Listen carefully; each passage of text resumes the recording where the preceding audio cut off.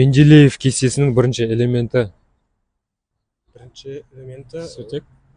водород. Ертеректе батыс пен шығысты байланыстырған сауда жолы қалай аталды?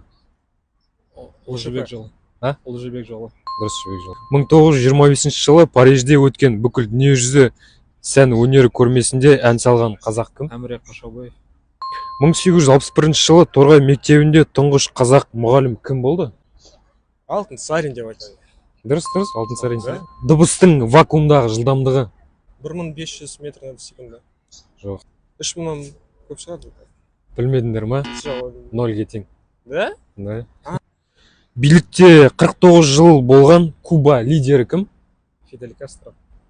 Көшпенділер тарихи эпопеясының авторы кім? Қазір айтам. Ильяс Есенберлин. Дұрыс, ең қатты минерал? Алмаз. Дұрыс, алмаз. Федор Достоевский Қазақстанда 5 жыл тұрған екен ол. Қай қалада? Семей. Негізгі тегі Джугашвили.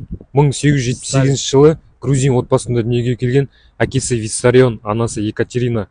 Бұл адам әлемге қандай есіммен танымал? Сталин. Иосиф Сталин.